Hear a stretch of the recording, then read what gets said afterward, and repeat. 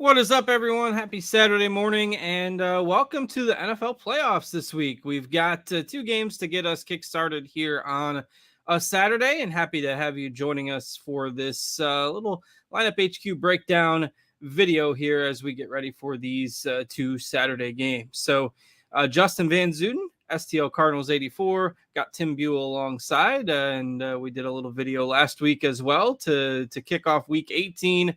But now things really get rolling here with the playoffs. And Tim, how you doing? Good. Yeah, this is gonna be a little fun little Saturday, and it's these games should be good. I'm kind of looking forward to the later game more than the early one, but I think everybody feels that way. I think this first game might be a little bit of a blowout, but we'll see. Hopefully, Seattle can hang in there and make for some good viewing. Yeah, I mean, you got a few potential blowout games here in the wild card round. Unfortunately, due to injury, you're going to have Miami tomorrow rolling out a backup quarterback. You're going to have Baltimore rolling out a backup quarterback. And Seattle, of course, has been struggling a bit here. So they're big underdogs today against a red hot San Francisco team. So a little bit unfortunate on the injury front, particularly with me being a Baltimore fan. Don't think they have much of a chance with Lamar out, but we'll get to that game tomorrow. As you mentioned, we've got the two games today. San Francisco favored by 10-ish over Seattle with a 42 total in that game. And then the Chargers as small road favorites in Jacksonville. And shout out to the NFL for scheduling that one as the night game. I figured given the size of the Jacksonville market and all that, when the schedule came out, I was almost guaranteeing that would be an early start.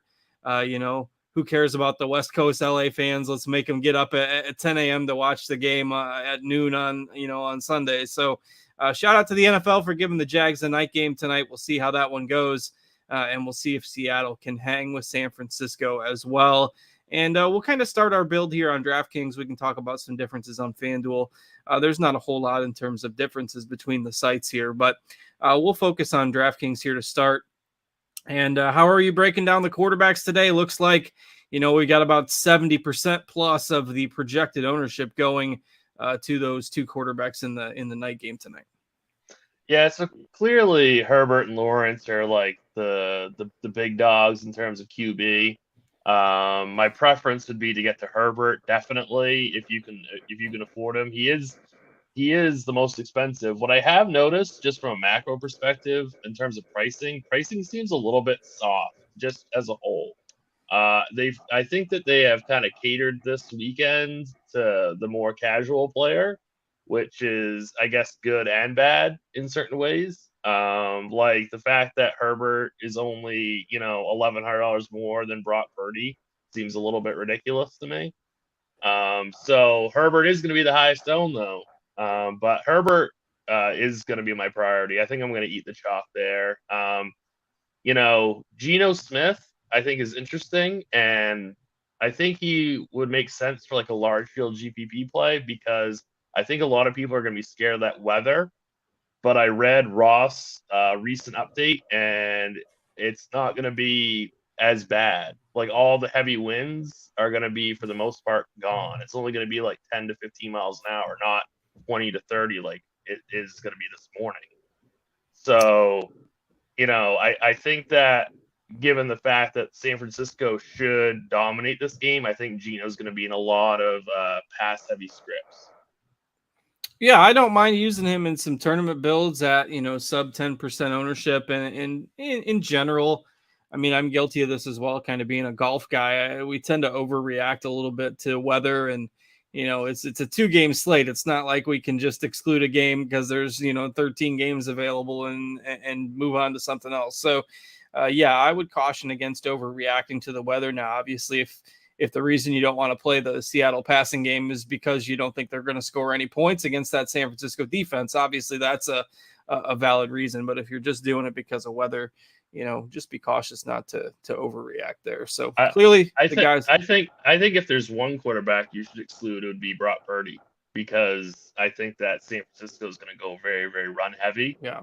And he's only $100 cheaper than Geno and $200 cheaper than Trevor Lawrence. Yeah. So he's got a, and he's 17% owned versus Gino's 8. Like, I'd almost like to flip those. I'd almost like to get like 20% Gino and 10% Brock. You know what I mean? If I was building a lot of teams today, I'd rather just kind of flip those ownerships in my personal portfolio. Yeah, Purdy's been a great story. Obviously, maybe playing a little bit over his head, and having the supporting cast that he does, of course, helps with McCaffrey, Mm-hmm. and one of the best tight ends in the league, and a really good defense. But I kind of agree with your approach on that. So, all right, let's go ahead and move to running back, and I'm actually going to refresh this so that I can get this. I made the table a little bit bigger here. So let's talk running backs. Obviously, these teams have pretty much all four of them have a kind of one guy that produces most of the numbers with McCaffrey, Walker, Eckler, and Etienne. So those are the four running backs that are obviously going to be the most heavily targeted today. You mentioned the pricing is a little bit soft. So, maybe you don't necessarily need to go deep into the well, but let's just kind of talk about the four main guys here.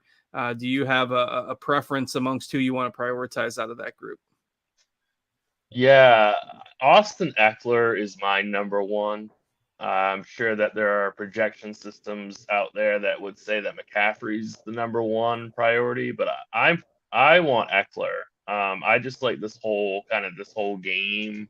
I know that McCaffrey catches passes also, but I mean Eckler is probably going to get a couple more targets now with Mike Williams out. So, I mean, I think that's just going to solidify his catch passing role even more.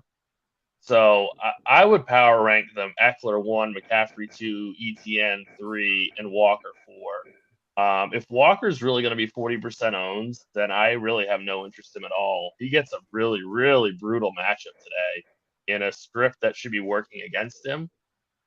That's a lot of ownership to eat on a guy that I don't think is going to be optimal that often. So I would definitely come in under the field on Kenneth Walker. I feel pretty strongly about that. You don't have to obviously full fade him if you're building a lot of teams, but I would definitely come in under 40%. Yeah, I mean, the general consensus here is that if Seattle's playing from behind, obviously there'll be more passing opportunities for Geno Smith. This kind of goes hand in hand with that. And you can see Walker, he's had a couple games where he's caught some passes, but otherwise one target, two Right. targets. Right. It's not like he's this huge passing down guy. And they'll mix in some other guys too. And I don't necessarily think you need to go cheap, as I kind of mentioned. It looks like Elijah Mitchell and Joshua Kelly are really the other guys that are getting just a little bit of love here on this slate. But I don't think you need to go there. Any interest in Kelly or Mitchell or somebody else, Hasty, for you? It's tough with Mitchell. It's tough because I think he was only being utilized because it was kind of like the end of the season to kind of like save Yeah, McCaffrey. Maybe I'm wrong though. I mean, I could be that just me speculating. That I think that's kind of fool's gold to expect, Eli Mitchell to like go in there and snipe 2 touchdowns today. And especially at 23% owned. I right. don't have interest in that. I think that's not I don't think that's a good play. I'm a little bit more interested maybe with Jermichael Hasty. Um, maybe in like a 150 setting to go like DJ Dallas. Um, because like you said, Kenneth Walker doesn't catch passes and they're going to have to check down to somebody and it could very well be him. So, at minuscule ownership, 2%, I think he's a pretty interesting play. But Eli Mitchell is the one that I'm kind of struggling with.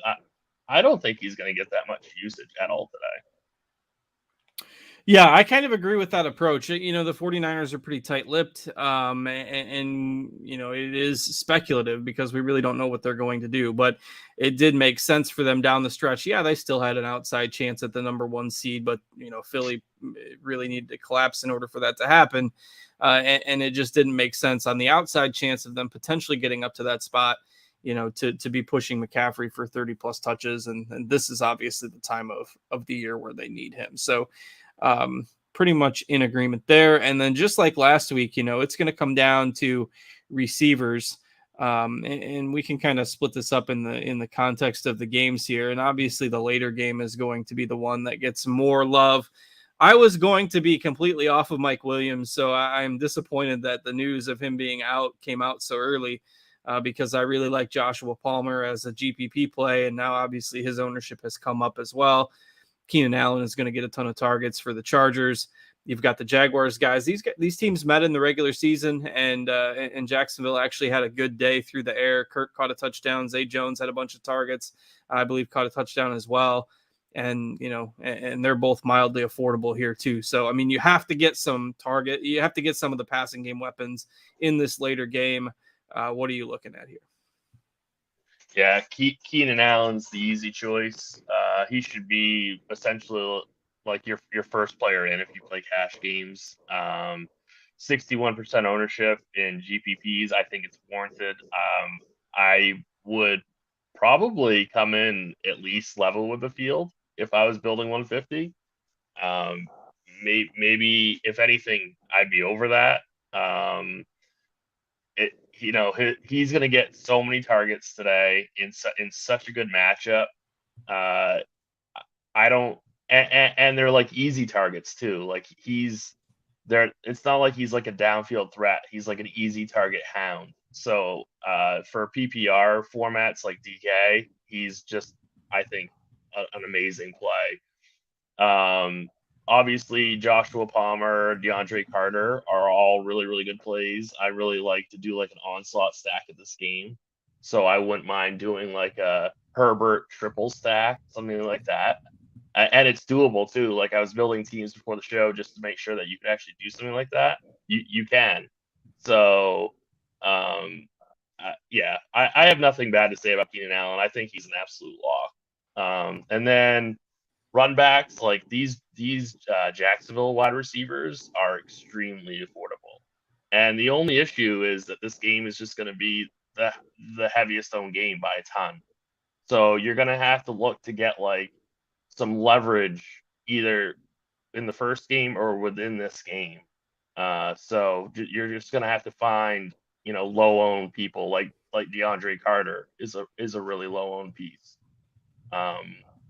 So that's the only tricky part with this game. Yeah, for sure. Not a lot of low owned options, but all guys that fit well in builds. And I will tend to be overweight a little bit on the Jacksonville passing game. The circumstances haven't worked out great for them the last few weeks. They had one blowout.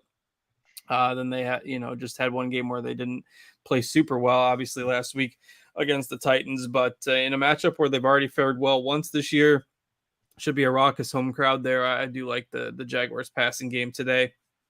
And then the other game, obviously not going to have as much ownership on the whole, but you still do have concentrated targets with these teams. So the guys that do get those targets are going to be somewhat owned in Metcalf and Lockett, particularly in those Geno Smith GPP stacks, and then Ayuk and Samuel for the 49ers. Though none really grade out super well, you can see in terms of our projections, lots of red on there. How are you approaching these guys?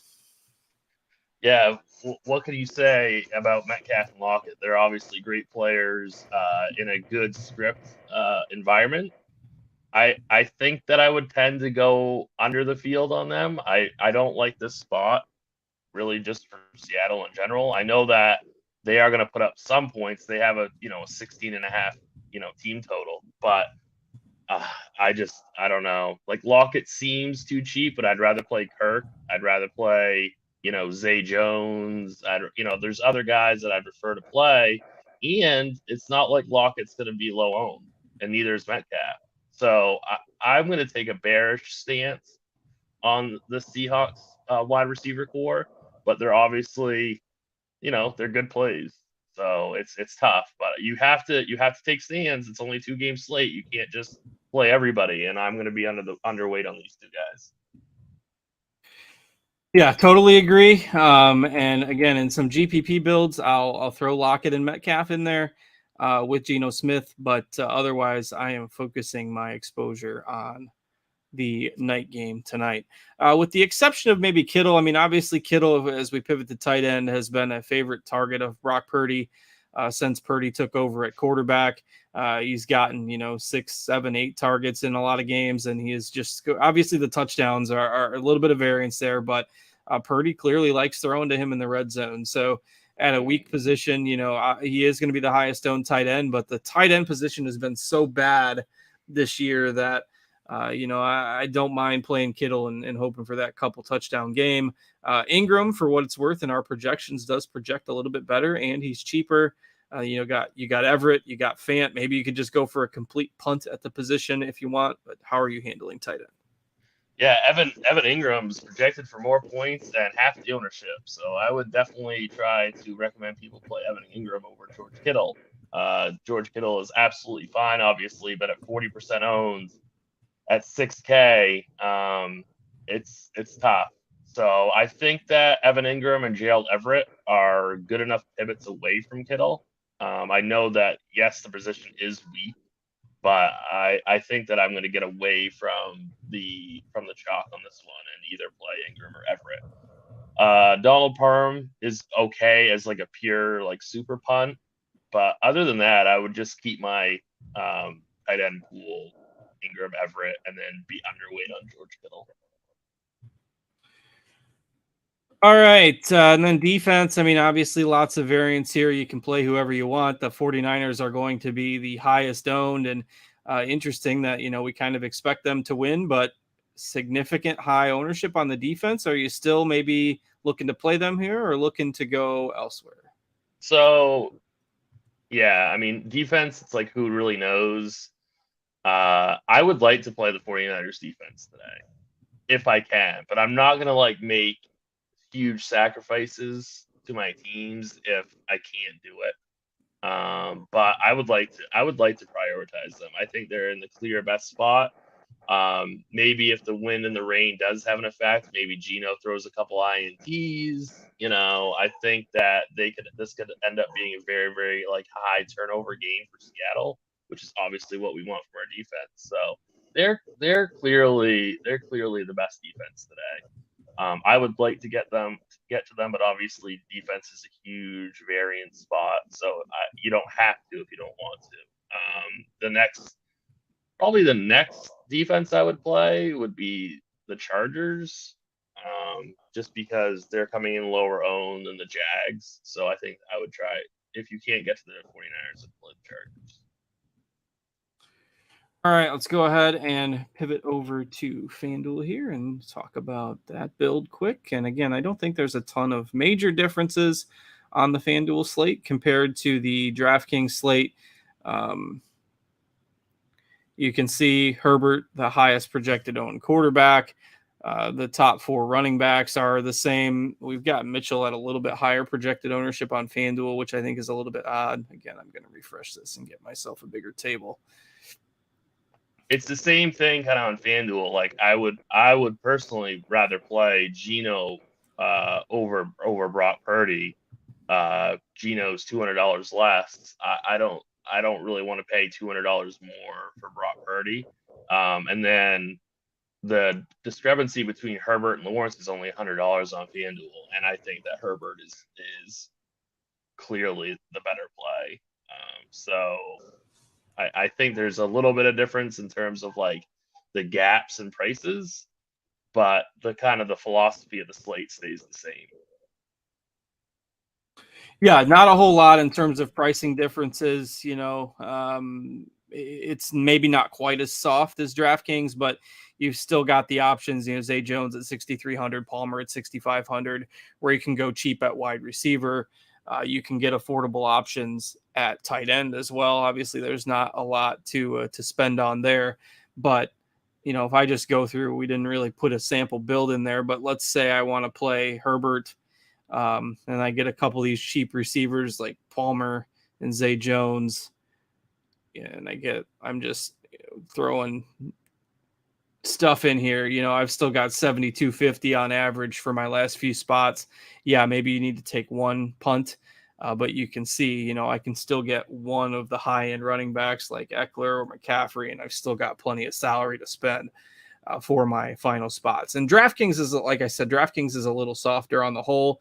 You probably are going to end end up needing one value play on FanDuel that maybe you don't need on DraftKings. And, just to kind of put a bow on that, is there anybody on like the super cheap? We talked about Palmer, we talked about Carter. Anybody else in terms of super cheap wide receivers that you might be interested in sprinkling into some tournament builds? Maybe Marvin Jones, Jamal Agnew. That would be. Yeah, there's not a ton. It's Targets are pretty. relatively concentrated on these teams, so It's pretty ugly. And Marvin Jones at 23% owned is pretty ugly also. I'd rather play DeAndre Carter at 6%. Juwan Jennings at 9%. Those are, obviously those are just speculative, touchdown hunting plays, but I'd rather not eat chalk with Marvin Jones Jr.